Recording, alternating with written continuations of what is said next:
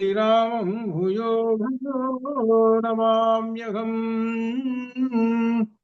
శ్రీరాఘవం దశరథాత్మజమప్రమేయం సీతాపతిం రఘుకులాన్వయరత్నదీపం వాజానువాహం అరవిందదళాయతాక్షం రామం నిశాచర వినాశకరం నమామి.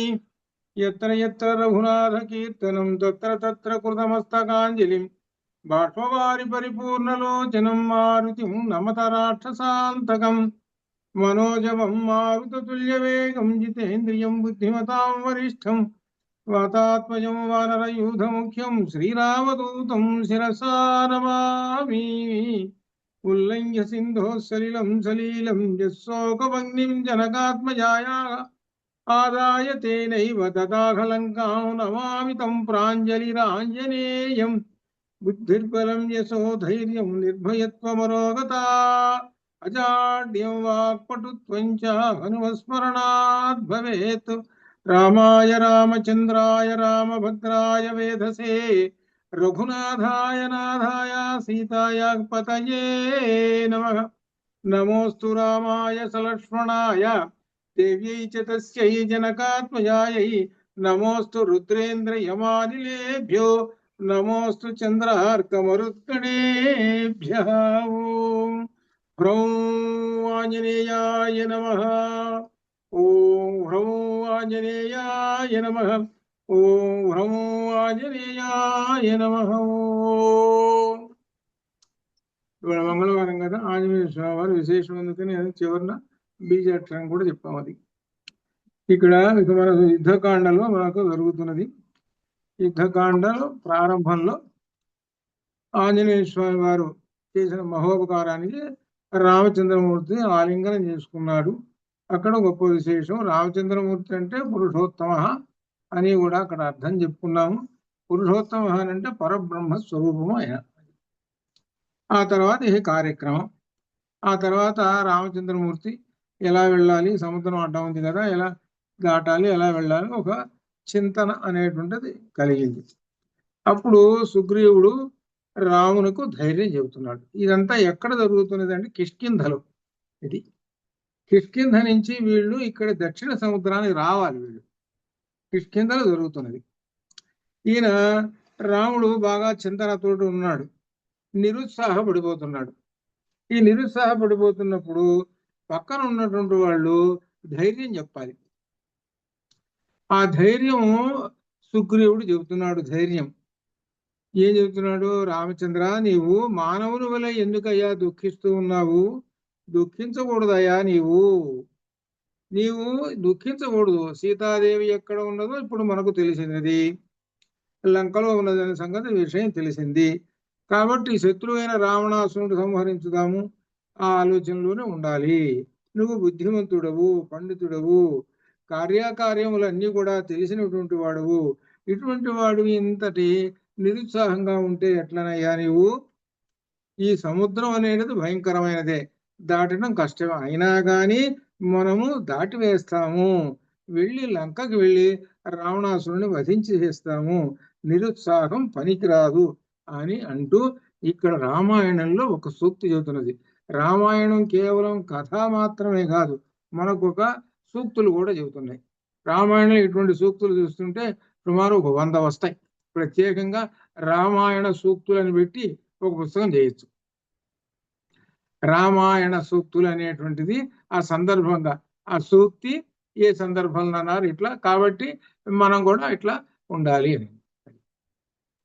అదనమాట. దీనిలో ఏం చెబుతున్నాడంటే, నిరుత్సాహస్య దీనస్య శోక పర్యాకులాత్మనః సర్వార్థా వ్యవసీదంతి వ్యసనం వా వ్యసనంచ అధిగచ్చతి.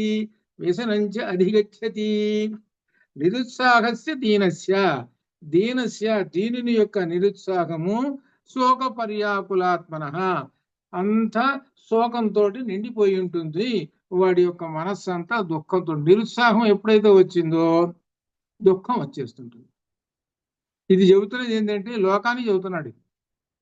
నిరుత్సాహం వచ్చిందా నీకు దుఃఖం వచ్చేసేస్తుంటుంది. అందువలన ఏమవుతుంది? సర్వార్థ వ్యవసీదంతి. సర్వార్థ సమస్త కార్యములు వ్యవసీదంతి నశించిపోతాయి. అది నిరుత్సాహం వచ్చిన వల్ల ఎంతటి ప్రమాదమో చూడు. సమస్త కార్యములు అనే నీవు చేయవలసినటువంటి కార్యములు ఉంటాయి. చాలా కార్యాలు ఉంటాయి, చాలా శుభకార్యములు ముందు దాటిపోవాలి, అనేకమైనటువంటి ఉంటాయి. వాటిని చూసి భయపడిపోతావు, ఆగుతావు, తర్వాత నిరుత్సాహపడతావు. దీనివల్ల ఏమవుతుంది? సమస్త కార్యములు కూడా నశించిపోతాయి, కార్యములు నెరవేరవు, నిరుత్సాహం పడిపోతావు. అందువలన ఏమవుతాయి? వ్యసనంచ అధిగచ్చతి. వ్యసనం అంటే కష్టములు పాలవుతావు. కాబట్టి దీనికి మూలం ఏమిటి? నిరుత్సాహము. నిరుత్సాహం పనికిరాదు. ఎప్పుడు ఉత్సాహవంతులై ఉండాలి. నేను అది చేయలేను, ఇది చేయలేను, నా వల్ల కాదు, ఎంతో కష్టమైనటువంటిది అని ఊరికట్టనే కూర్చుంటాడు. అలానే కూర్చుంటాడు, అలానే స్మరించుకుంటూ కూర్చుంటాడు. అందువల్ల ఏమవుతుంది? కాలం గడిచిపోతుంటుంది. చివరికి ఏంటనమాట? ఫలితాలు ఏముండవు, చివరికి అన్ని నష్టాలు, కష్టాలు. అందువల్ల నిరుత్సాహం పనికిరాదు అని చెబుతూ ధైర్యం చెబుతున్నాడు సుగ్రీవుడు రామచంద్రమూర్తికి అని చెబుతున్నాడు. హే రామచంద్ర, ఈ వానరులు ఉన్నారే సర్వశ్రేష్ఠులు, చాలా గొప్ప బలవంతులు, వీళ్ళు సమర్థులు, నీకు ప్రియం చేయటం కోసం సిద్ధంగా ఉన్నారు. వీళ్ళందరూ ఉత్సాహవంతులుగా వీళ్ళందరూ ఉన్నారు. నిరుత్సాహపడితే ఎట్లా నీవు? కాబట్టి నీవు సంతోషంతో ఉండవాలి అని ఈ విధంగా చెబుతూ ఇంకా ఆ రావణాసురుని గురించి చెబుతున్నాడు. పాపకర్ముడైనటువంటి రావణాసురుడు ఉన్నాడే, వాడిని వధిస్తాము, ఇందులో నేను ఏమి సందేహం లేదు. ఒక విశేషం ఏమిటంటే, నీవు దివ్యాస్త్ర సంపన్నుడివి కదా, దివ్యాస్త్రములు ఉన్నాయి కాబట్టి ఆ రావణ లంకకి చేరుకోవటానికి ఉపాయం ఆలోచించు. దివ్యాస్త్రాలు ఉన్నాయి కాబట్టి ఉపాయం ఆలోచించు అంటే ఏంటి? ధైర్యం చెబుతున్నాడు. నీకు దివ్యాస్త్రాలు ఉన్నాయా? 101 దివ్యాస్త్రాలు ఉన్నాయని గుర్తు చేస్తున్నాడు. అది అందుకని నువ్వు భయపడాల్సిన పని లేదు, నిరుత్సాహపడాల్సిన పని లేదు. మనం త్రికూట పర్వతం గల ఆ లంకలో త్రికూట పర్వతం అని ఉన్నది. పెద్ద పర్వతం, హిమాలయ పర్వతాలలాగా. దాని మీద లంకాపట్టణం ఉన్నది. ఆ లంకాపట్టణానికి అంతా కూడా చుట్టూ విశేషమైనటువంటి దుర్గాలు ఉన్నాయి. అవి తర్వాత కూడా వస్తాయి. అటువంటి లంకాపట్టణానికి చేరడానికి దేవతలు కూడా వశం కాదు. దేవతలు కూడా, ఇంద్రాది దేవతలు కూడా అక్కడ చేరలేరు.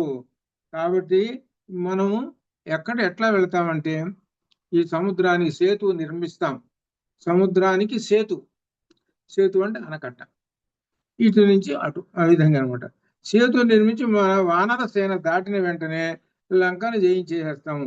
ఎప్పుడైతే మన వానర సేన లంకలోకి వెళ్ళిందో వెంటనే ఏమనుకోవాలి? జయము మనదే అని అనుకోవాలి. కాబట్టి నిరుత్సాహపడాల్సిన పని లేదయా నీవు. రాజా, సర్వకార్యములు నశింపజే వ్యాకులమైన బుద్ధిని వదలుము. ఇది సూక్తి. సర్వకార్యము నశింపజే వ్యాకులమైన బుద్ధి, అది అంటే చింతతో కూడినటువంటి బుద్ధిని వదిలివేయుము అది చెబుతున్నాడు. చింత అనేటువంటిది, దుఃఖము అనేటువంటిది పనికిరాదు. దుఃఖం అనేది తీసోదలవాయి. ఎప్పుడు ఉత్సాహవంతుడుగా ఉండుము, నిరుత్సాహం పనికిరాదు అని సుగ్రీవుడు ఆయన ఉత్సాహం చెబుతున్నాడు. ఈ లోకమున శోకము మానవుని శౌర్యముని నశింపజేస్తుంటుంది. ఎంత శౌర్యం బలవంతుడైనా కానీ శోకం వచ్చిందంటే నిర్బలుడైపోతాడు. శోకం ఎంత పనిచేస్తుంది చూడండి. ఆ శోకం వేసి మనస్సును ఆక్రమించేస్తుంది. ఆ మనస్సు ఏంటంటే ఈ ఇంద్రియాల మీద కదా పనిచేసేది. కాబట్టి ఇంద్రియాలన్నీ నిరుత్సాహాలు అయిపోతాయి, శరీరం అంతా నిరుత్సాహం అయిపోతావు, దీనుడు అయిపోతావు, ఏమీ చేయలేని అశక్తుడు అయిపోతావు.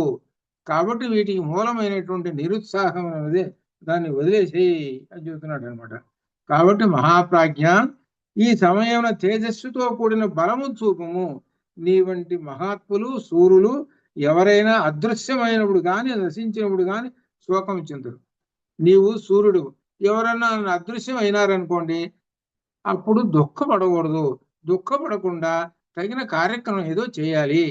సీతాదేవి అదృశ్యమైనది ఇప్పుడు తెలిసినది, కాబట్టి ఇప్పుడు మనము లంకకు వెళ్తాం అని ఈ విధంగా చెబితే, ఇంకా ఈ శోకం అనేటువంటి సర్వకార్యం నశింపజేస్తుంటుంది. కాబట్టి బుద్ధిమతాం వరిష్ఠ, బుద్ధిమంతుల్లో శ్రేష్ఠుడైనటువంటి హే రామచంద్ర, సర్వశాస్త్రార్థ కోవిదుడు కాబట్టి నీవు నా వంటి వారి సహాయముతో శత్రుడు, నా వంటి వారి సహాయంతో సుగ్రీవుడు అంటున్నాడు. నా వంటి వారి సహాయం అంతా ఉన్నారు చాలా మంది వానరుల్లో, వీళ్ళతోటి చేసేవయ్యా అని చెబుతూ ఇంకా అంటున్నాడు, నీవు యుద్ధరంగంలో ధనుర్ధారివై ఉంటే నీ ఎదుట నిలబడిగలేని యోధుడు ఎవడన్నా ఉన్నాడా? చూడండి ఉత్సాహం ఎట్ట చదువుతున్నాడు. ఇక్కడ నిరుత్సాహంగా ఉన్నటువంటి వాడికి ఉత్సాహం అనేటువంటి టానిక్ని పోయాలి. అది ఎలా పోయాలి అని అంటే వాక్కుల చేత పోయాలి. ఆ వాక్కుల చేత పోయాలంటే నీకు వాక్కులు చేత కావాలిగా, వాక్కులు మాట్లాడటం చేత కావాలిగా. చూడండి ఆయన ఎట్లా మాట్లాడుతున్నాడు, నీవు ధనుర్ధారివై నిలబడి ఉండగా అసలు శత్రువు నిలబడతాడయ్యా నీ ముందు అని అంటున్నాడు. అట్లా మాట్లాడాడు. ఈ ముల్లోకములలో ఎవరు లేరు, ఇంకా విశేష వానరులు నీ కార్యమును తప్పకుండా చేస్తారు. అచిర కాలంలోనే సముద్రమును దాటి సీతను దర్శించగలుగుతావు. శోకమును వదలుము, శత్రువుపై కోపమును చూపుము. ప్రయత్నము లేని క్షత్రియులు మందబుద్ధులు. ఇది ఒక విశేషం చెబుతున్నాను. క్షత్రియులు ఆ కాలంలో క్షత్రియులు, ఇప్పుడు కాలంలో ఏమనుకోవాలి అని అంటే ఎవరైతే ధైర్యవంతులో వాళ్ళని అనుకో. ప్రస్తుత కాలంలో అట్లా అనుకోవాలి. ఎవరైతే ధైర్యవంతులు ఉన్నారో వాళ్ళందరూ క్షత్రియులే. వాళ్ళకి మందబుద్ధి అనేది ఉండదు. మందబుద్ధి కనుక ఉంటే వాళ్ళు ఏంటనమాట, మందబుద్ధి అని అంటే దాని అర్థం ఇవన్నీ తెలివి తక్కువ దగ్గర నుంచి అన్ని విశేషాలు, నిరుత్సాహము, శోకము, దుఃఖము అన్నీ ఉంటాయి మందబుద్ధులు. కాబట్టి ఇప్పుడున్నటువంటి ధైర్యశాలులు ఉన్నారో వాళ్ళే క్షత్రియులు, ఎవరైనా సరే అట్లా అనమాట. కాబట్టి అటువంటి వాళ్ళందరూ కూడా ధైర్యవంతులు, వాళ్ళందరూ కూడా మందబుద్ధి లేదు, వాళ్ళకి చురుకైనటువంటి బుద్ధి ఉన్నది.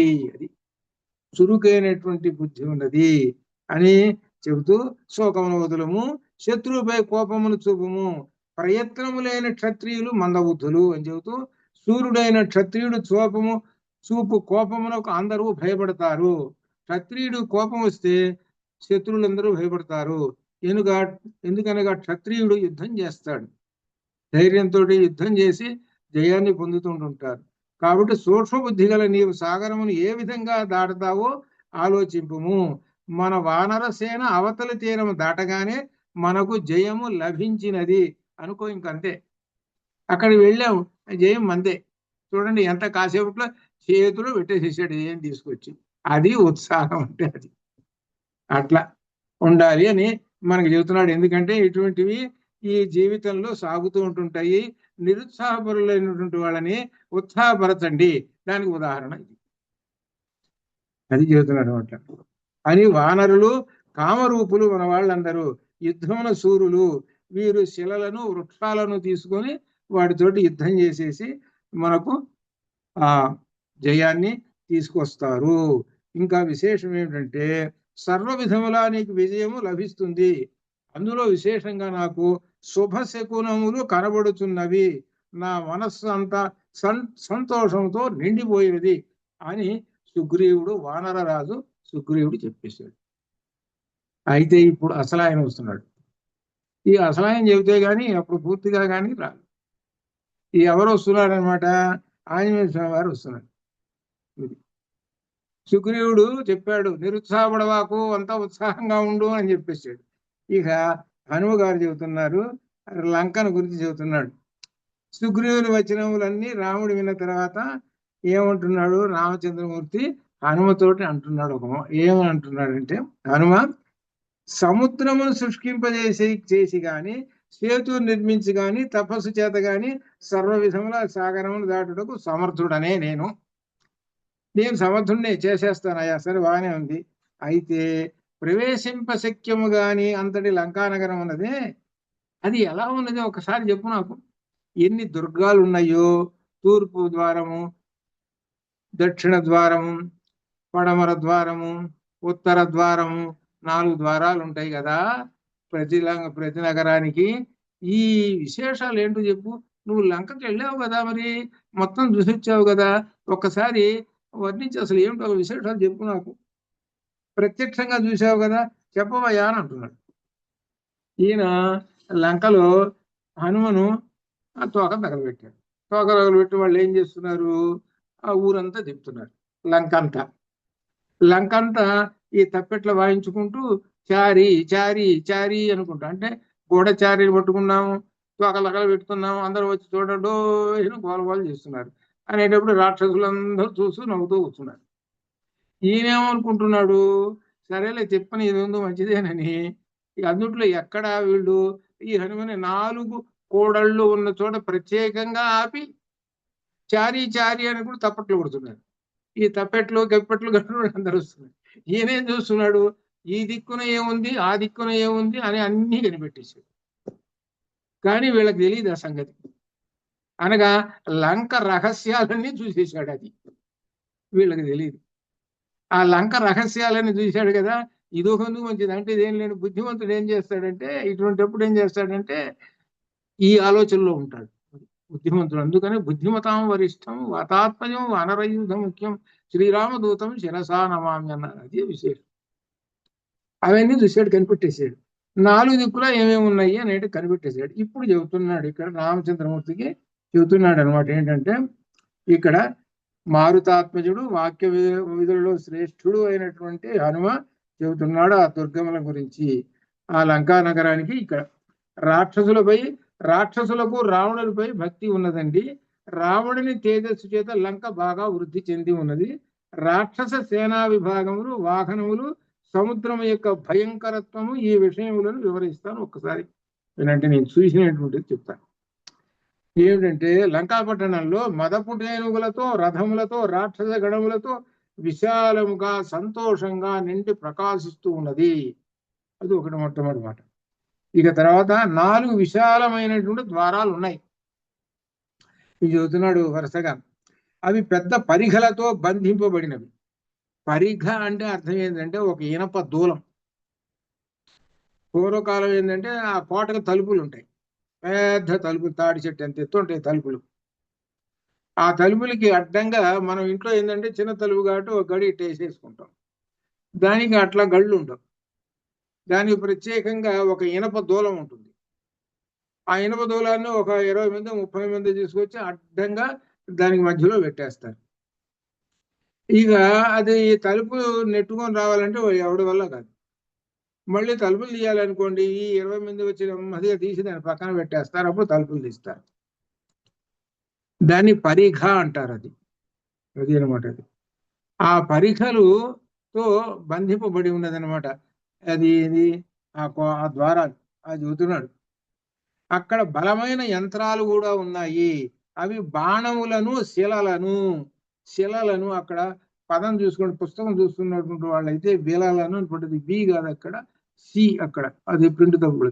శిలలను, రాళ్లను అట్లా అనమాట. ఆ యంత్రాలు ఉన్నాయండి.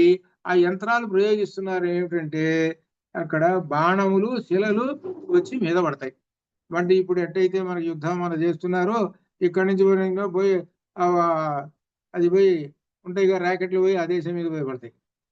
అట్లనే అనమాట యంత్రాలు ఉన్నాయట. అప్పుడే ఉన్నాయట యంత్రాలు, ఇప్పుడే కాదు అప్పుడే ఉన్నాయి యంత్రాలు. వాడి దగ్గర యంత్రాలు ఉన్నాయి. ఆ యంత్రాల్లో ఏం పెడతారనమాట, రాళ్ళు, తర్వాత బాణాలు పెడతారు. దాన్ని స్విచ్ ఆన్ చేస్తారు. అవి వెలుగెత్తు ఆకాశంలో పోయి ఆ సైన్యం మీద పడతాయి. ఇప్పుడు ఎట్టనో ఇప్పుడు కూడా ఉన్నది కదా, అంతే. అప్పుడే ఉన్నదేనని చెబుతున్నాడు. అది అదనమాట. బాణములను శిలను ప్రయోగిస్తుంటుంది ఆ యంత్రం. శత్రు సైన్యం అక్కడికి రాకుండా ఆ యంత్రములు అడ్డగిచ్చేస్తాయి. అంతేగా మరి రాళ్ళు ఇవన్నీ బాణాలు పడుతున్నా ఎవరు రావు, లోపలికి రారు. ఇంకను అక్కడ వందల కొలది శతఘ్నులు. శతఘ్ని అంటే అర్థం ఏంటంటే శత అంటే 100, ఘ్న అంటే చంపునది అని అర్థం. 100 చంపేస్తుంది అది ఒక్కటి అని అర్థం అనమాట. అంటే అర్థం ఏంటనమాట, దానిలో నుంచి ఈ బాణాలు ఇవన్నీ పరిగెత్తుకుంటూ పోతాయి అదనమాట. దీన్ని శతఘ్నుల్ని తర్వాత మన వాళ్ళు ఫిరంగులు అన్నారు. పొడుగ్గా ఉంటాయి, బండి మీద పెట్టి. ఇదివరకు హైదరాబాద్ లో ఉన్నాయి. ఇది బండి మీద మధ్యలో పెట్టి ఉంటాయి, అది నెట్టుకుంటూ పోతారు. పోయి అక్కడ దానిలో పెట్టేసేసి మందుగుండు సామాను పెట్టి యుద్ధాలు చేస్తుంటారు. అది ఫ్రెంచ్ వాళ్ళు పట్టుకొచ్చినాయి మన దేశానికి. ఇది హైదరాబాద్ లో అక్కడక్కడ సెంటర్స్ లో ఉన్నాయి, మరి ఇప్పుడు లేవు. అది ఫిరంగులు అంటారు దాన్ని. ఇంకొకరు వాటిలో మనం శతఘ్నులు అంటాం. అది ఆ శతఘ్నులు అనమాట. అవి ఉన్నాయండి, చాలా ఉన్నాయండి శతఘ్నులు, 100-200 కొలది ఉన్నాయి. ఇవి ఇనుముతో నిర్మింపబడినవి, భయంకరమైనవి, పదునైనవి, శత్రువులపై ఏ క్షణం నిందైనా ప్రయోగించడం, సంస్కరించి అమర్చారు, రెడీగా పెట్టారు, సంస్కరించి అమర్చారు, రెడీగా. స్విచ్ ఆన్ చేయటమే ఆలస్యం, అలా పెట్టారు. వాటిని ప్రయోగించగల సమర్థులైన రాక్షసులు కూడా అక్కడే ఉన్నారు. ప్రతి ఫిరంగి దగ్గర 2-3 రాక్షసులు ఉన్నారు. అట్లా ఉన్నారు. ఆ లంకాపురి విశాలమైనది, ఆ నగరం చుట్టూ బంగారు ప్రాకారం ఉన్నది, మణులతో పగడములతో వైఢూర్యములతో ముత్యములతో అలంకరణ ఉన్నది. ఈ ప్రాకారమును ఎవరూ ఆక్రమించలేరు. ఆ ప్రాకారం చుట్టూ భయంకరమైన అగర్తలు కలవు. అగర్త అని అంటే అర్థము, ఆ కోటకి ముందు ఒక వాగు, ఒక కాలువ, పెద్ద కాలువ ఉంటుంది. అంటే తీస్తారు, దానిలో నీళ్లు పెట్టేస్తారు దానిలో బాగా. అది సుమారు అది ఆ కాలువలో ఓ తాడి చెట్టు లోతు ఉంటాయి, దానిలో మకరవులు పెడతారు, ముసళ్ళు పెడతారనమాట. అంటే ఏంటనమాట, అది దాటి రావడం అనేది ఎవడి వల్ల కాదు. ఎవడన్నా దిగాడు అనుకో నీళ్ళల్లో, ఆ మకరం మింగేస్తుంది. అది వీళ్ళు కావాలనుకుంటే ఏం చేస్తారనంటే, దాని మీద బల్లకట్టులాగా ఒకటి పెట్టుకుంటారు, బల్లకట్టు వేసి వాళ్ళు దాటి అవతల పోయి మళ్ళీ బల్లకట్టు బీకేసి పక్కన పెట్టేస్తారు. అది ఇదేనమాట. ఇది అగడ్తలు ఉండేవి. ఆ అగడ్తలు ఉన్నాయి అని చెబుతున్నారంటే, ఈ అగడ్తలను దాటిపోవటం కష్టము అని చెబుతున్నారు. ఇది అక్కడ లంకా నగరం యొక్క ఆ కోట నిర్మాణాలు చెబుతున్నాడు అనమాట. ఇది అట్లా అనమాట. ఇది ఇట్లా ఈ విధంగా అని ఈ విధంగా మొత్తం వర్ణించి చెబుతూ ఈయన అంటున్నాడు, త్రికూట పర్వత శిఖరం మీద ఉన్నది ఆ లంకా నగరము. ఆ పట్టణం చుట్టూ కూడా నది ఉన్నది, అందువల్ల నదీ దుర్గము.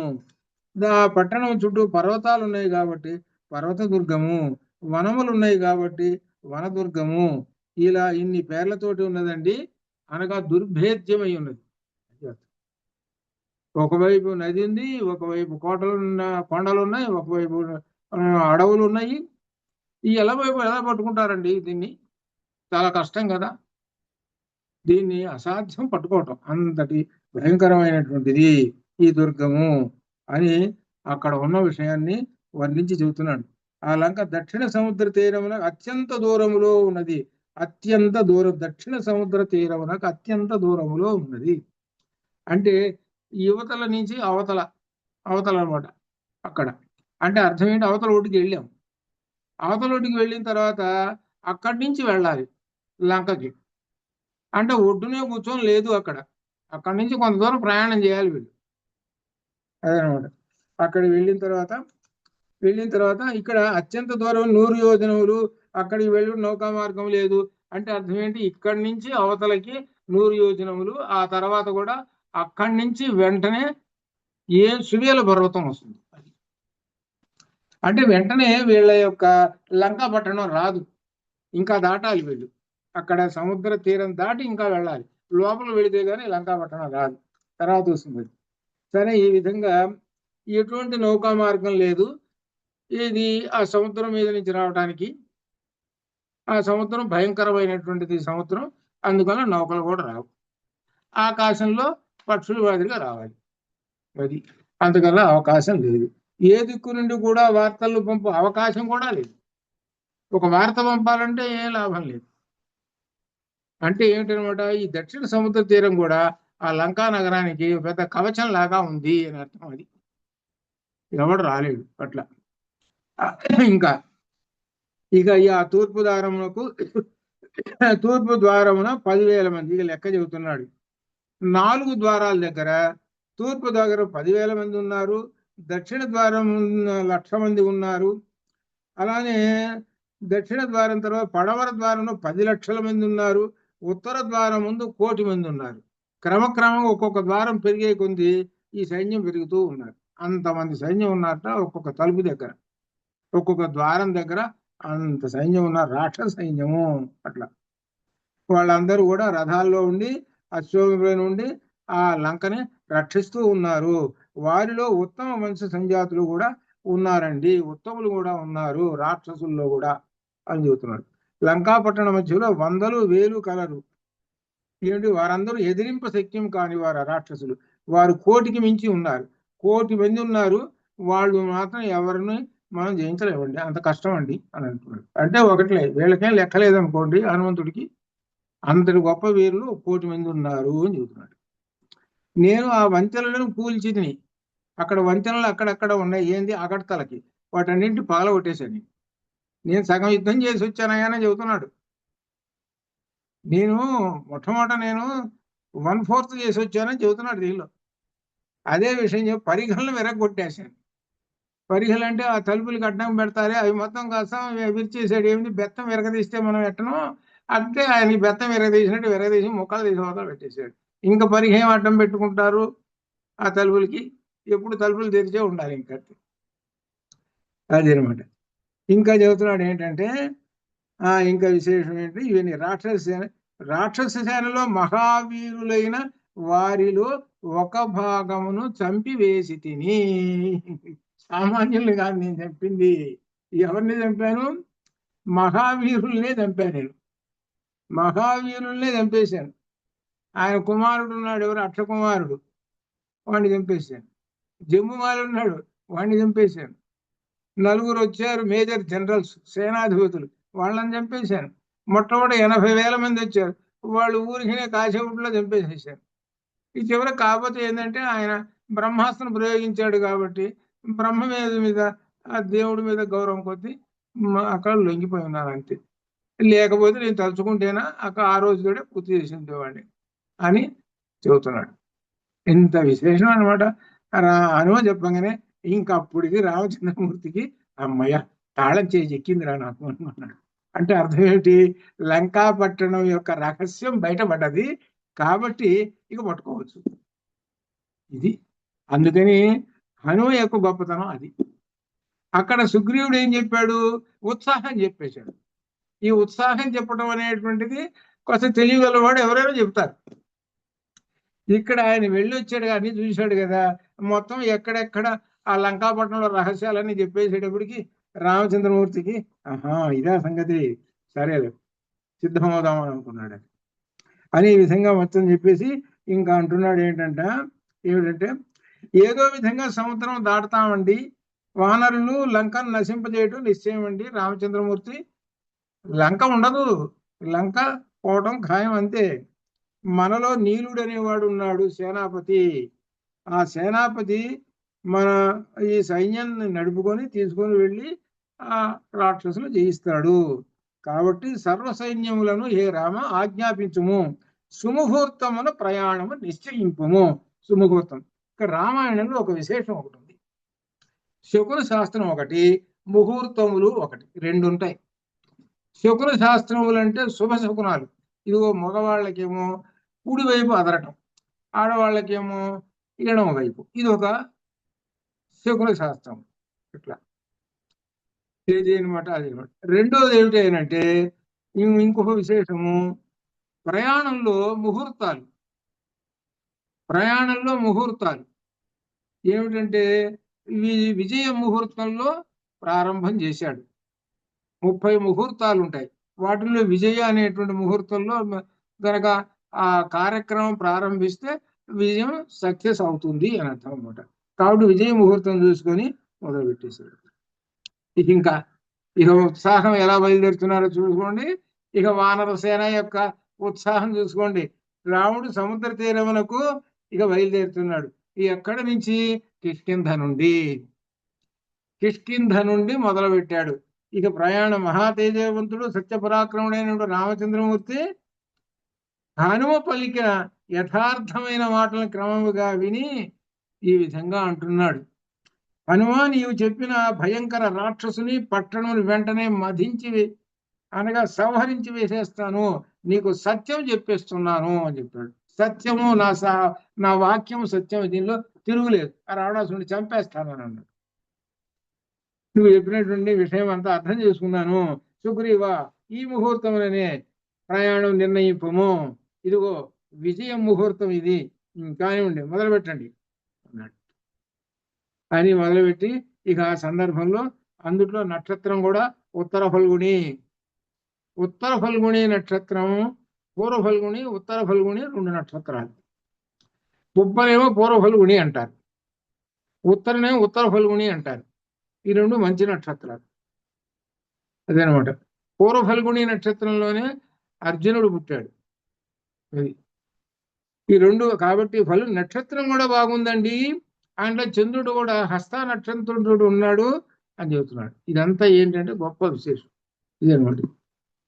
ఇక్కడ గొప్ప విశేషమైనటువంటి ఇప్పుడు ఇక్కడ రెండు మాటలు ఉన్నాయి చూశారు, జాగ్రత్తగా కనిపెట్టండి. ఏమిటంటే ఇక్కడ ఉత్తర ఫల్గుణి నక్షత్రము నేడు, రేపు చంద్రుడు హస్తా నక్షత్రంతో ఉన్నాడు అని అన్నారే.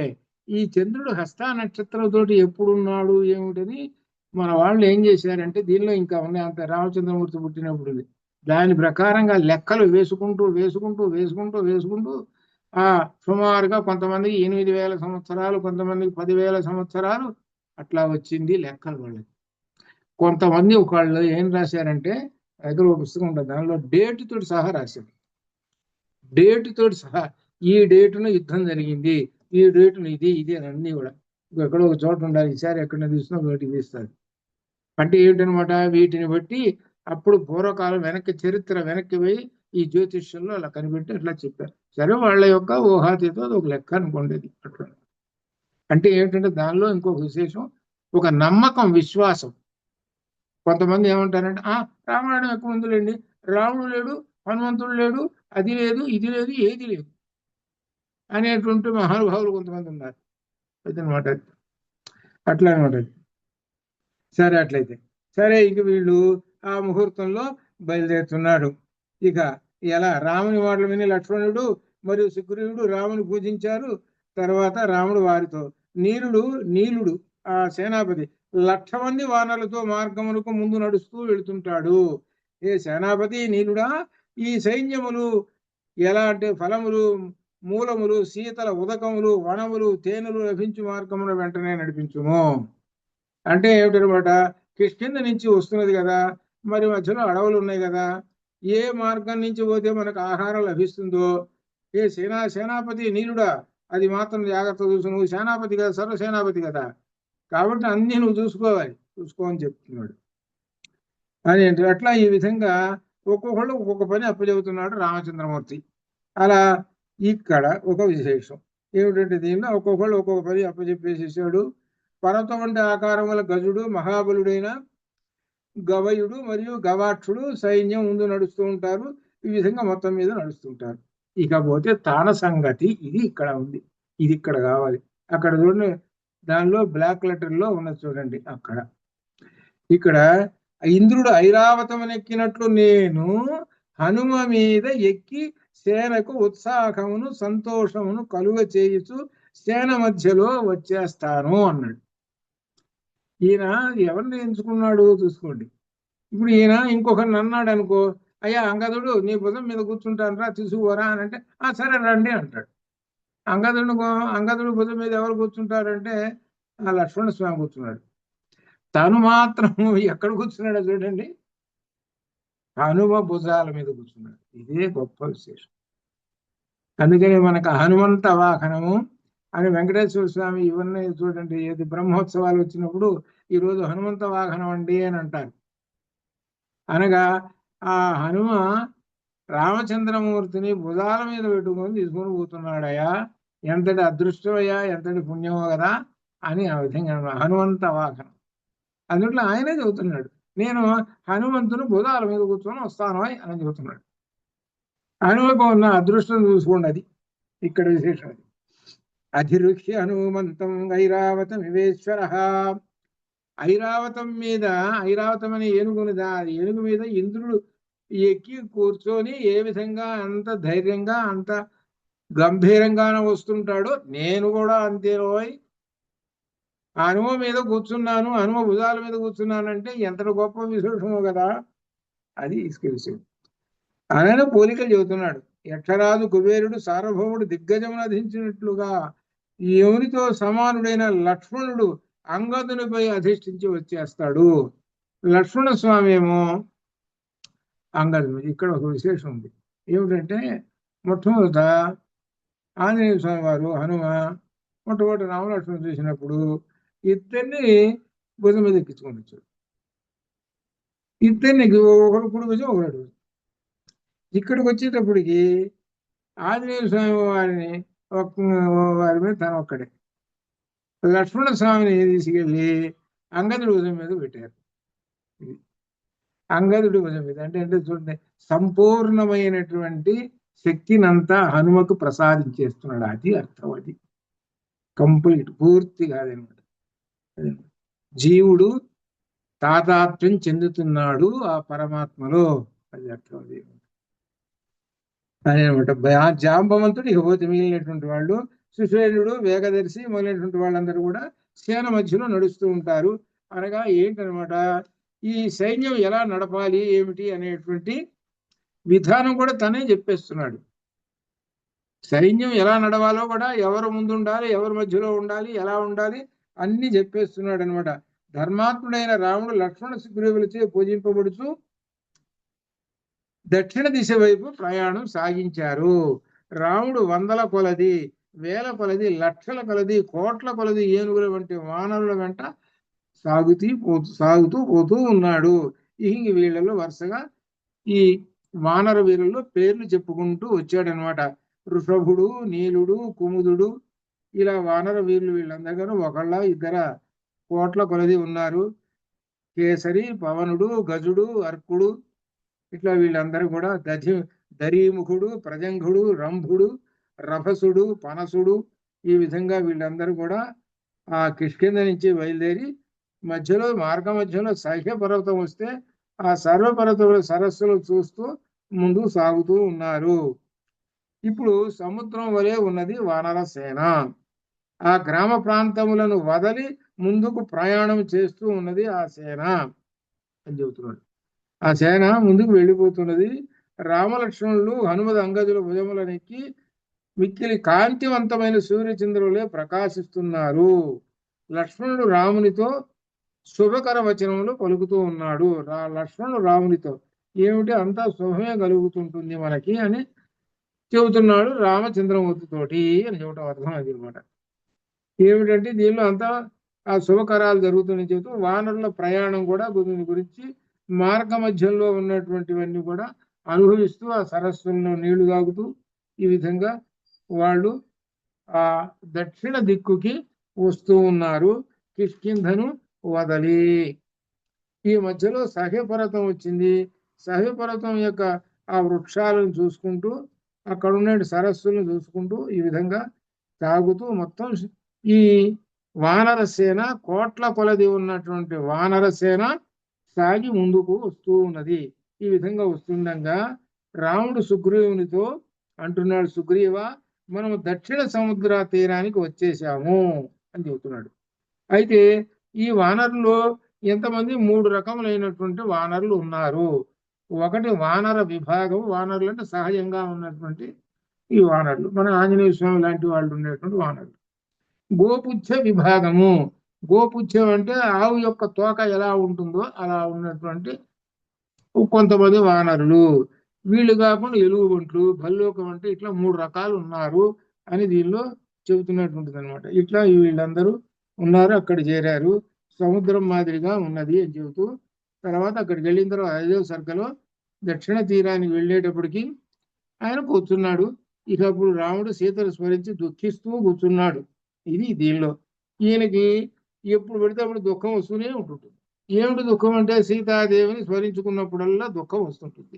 ఈ దుఃఖం వచ్చినప్పుడల్లా ఎవరో ఒకళ్ళు ధైర్యం చెబుతుంటారు. అది నేను అర్థం. అక్కడ ఆమె ఎట్లయితే రామ రామ అనుకుంటూ అట్లా కూర్చున్నదో, ఈమె సీతా సీత అనుకుంటూ ఈయన కూర్చున్నాడు. ఇక్కడ ఇంతవరకు దీనిలో అసలు విషయంలోకి వచ్చేస్తున్నాం. 6వ సర్గలో విశేషమైనటువంటిది చెబుతున్నాడు. రావణుడు హనుమ చేసిన ఘోర కార్యమును స్మరించుట ఇక్కడున్నది హనుమ యొక్క గొప్ప విశేషం. ఏమంటున్నాడు ఆయన, మహాత్ముడైన హనుమ భయంకర కృత్యములు, ఘోర కర్మలను తలుచుకొని, చూశారా ఏమిటి విశేషం చూసుకోండి. ఈ హనుమ వచ్చి ఏం చేశాడయ్యానంటే, ఘోర కర్మలను, భయంకర కర్మలను తలుచుకొని ఆయన ఏం చేశాడు? సామాన్యం ఎంతమంది చంపేశాడు. అబ్బో ఆ అశోకవనం ఇక మళ్ళీ బాగుపడుతుందో లేదో అంత ఇది. అది తలుచుకొని సిగ్గుతో మరి అంతటి వీరుడు కదా. ఏమిటి? ఇంద్రాది దేవతలందరినీ జయించాడు కదా. ఇప్పుడు ఇంద్రాది దేవతలను ఏం చేయిస్తున్నాడు? అప్పుడు ఇంద్రాది దేవతలను జయించాడు. ఇప్పుడు వానరుడు వచ్చాడు, ఆంజనేయ స్వామి వారు వచ్చి ఇక ఒక పని పెట్టేటప్పుడు ఈయన సంగతి చూసుకో ఎట్లా ఉందో. సిగ్గుతో తల వంచుకొనెను. ప్రవేశింప శక్యం కాని లంకలోకి ప్రవేశించాడు.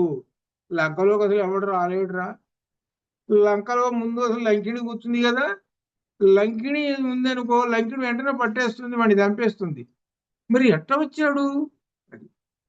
వచ్చాడు సరే అనుకో, ఎంతమందిని చంపేశాడు? మన అక్షకుమారుడు కూడా చంపేశాడు, జంబుమాలని చంపేశాడు, 80,000 మందిని చంపేశాడు, సేనాపతులు నలుగురిని చంపేశాడు, పైగా తగలబెట్టాడు. వాము ఎంత పని చేశాడు ఆయన. ఇంకా చైత్య ప్రసాదాన్ని ధ్వంసం చేశాడు, మహావీరులైన రాక్షసులు చంపేశాడు అని ఈ విధంగా తలుచుకొని ఇక అందరినీ సభ ఏర్పాటు చేశాడు. ఎవరు? రావణాసురుడు చేసి అందరినీ మినిస్టర్స్ అందరినీ రమ్మన్నాడు. అమాత్యులందరినీ రండిరా మీరందరూ మాట్లాడాలి. మంత్రాంగం చేస్తున్నాడు. ఏమనంటున్నాడు? అమాత్యులారా మీకందరికి క్షేమం. ఒక వానరుడు వచ్చి చూసుకోండి, ఆ వానరుడు వెళ్ళిన అనంతరము ఇప్పుడు నేనేమి చేయగలను? వెళ్ళిపోయినాడు ఆయన. ఇప్పుడు నేనేం చేయాలి? ఇప్పుడు నాకు ఎలా అంత భయంగా ఉన్నదని చెప్పలేను. రాత్రిలో నిద్ర పట్టడం లేదు. వీడు ఎప్పుడు వస్తాడో మళ్ళీ.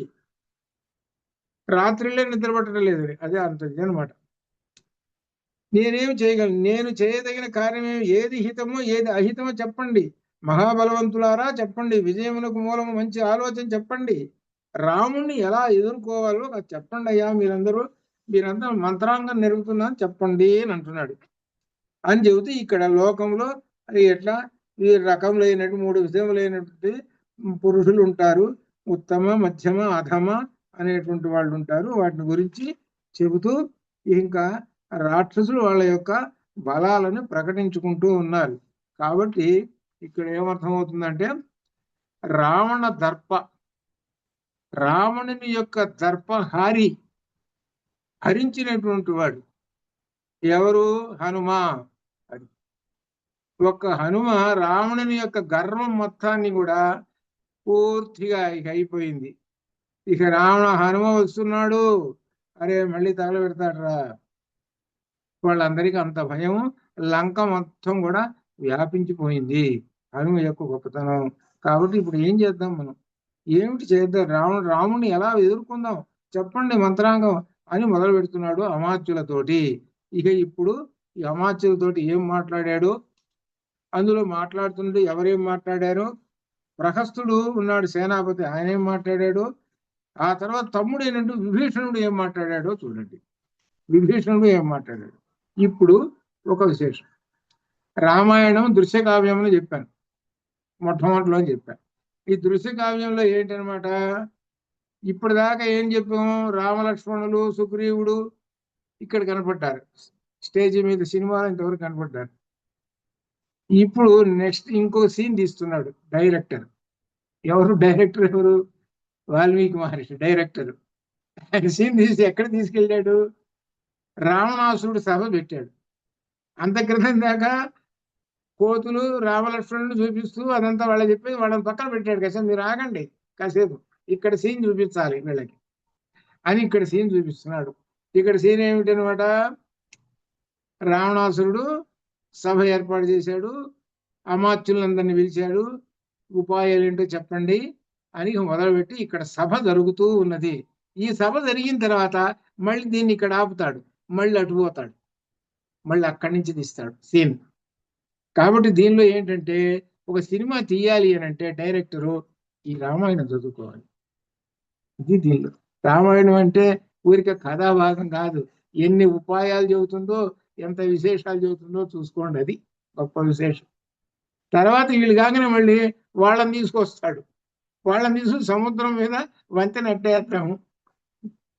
అట్లా సరే శుభం భయాత్ అంతవరకు శుభం భూయాత్. ఓం పూర్ణమదః పూర్ణమిదం పూర్ణాత్ పూర్ణముదచ్యతే పూర్ణస్య పూర్ణమాదాయ పూర్ణమేవావశిష్యతే. అసతో మా సద్గమయ తమసో మా జ్యోతిర్గమృత్యోర్మామృతంగమయ. ఓం శాంతి శాంతి. శుభం భూయాత్. చంద్రిక